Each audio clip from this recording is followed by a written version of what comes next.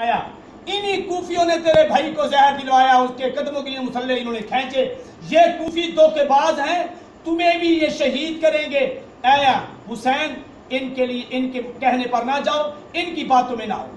हज़रत हुसैन रज़ियल्लाहु ताला अन्हु अज़म बिल जज़म कर चुके कि मैंने निकलना है, और सहाबा किराम है, उन्होंने मना किया। बहुत सारे सहाबा किराम मना करने वाले थे, लेकिन हज़रत हुसैन रज़ियल्लाहु ताला अन्हु ने किसी की भी नहीं मानी और कूफा की तरफ चल पड़े।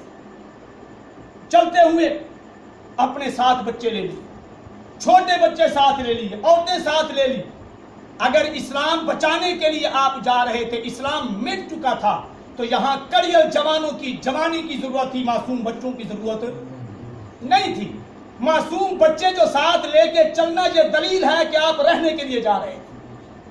हाँ, क्या करने के लिए जा रहे थे?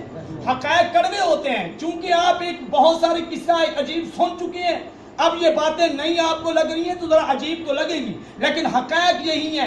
आप जरा अपने दिमाग पे जोर दें कि आज ज़िल हज्जा को आप निकल रहे हैं, जबकि दूसरे मुसलमान मक्का में आ रहे हैं, आप मक्का से निकल रहे हैं, तो क्या आप हज नहीं चाहते थे? अगर हज चाहते थे और इस्लाम को खतरा था, तो ये तो बेहतरीन मौका था कि मुसलमान खुद मैदान अरफात में जमा हो रहे हैं और वहां खड़े होकर आप खुतबा देते और आप अपने साथ मुसलमान को लेकर जाते और इस्लाम बचाने के लिए जा रहे थे, एक फासिक फाजिर को खत्म, उसके हक को खत्म करने के लिए।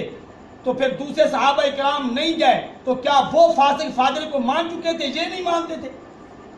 जरा देख उस दिन के सहाबा, ये कूफियों की साजिश है कि तमाम सहाबा किराम को के किरदार को बदनुमा और बददाग करने के लिए उन्होंने ये साजिश की है। हज़रत हुसैन रज़ियल्लाहु ताला अन्हु चलते हैं, सहाबा किराम के रोकने के बावजूद आप चल पड़े, 60 कूफी भी साथ हैं।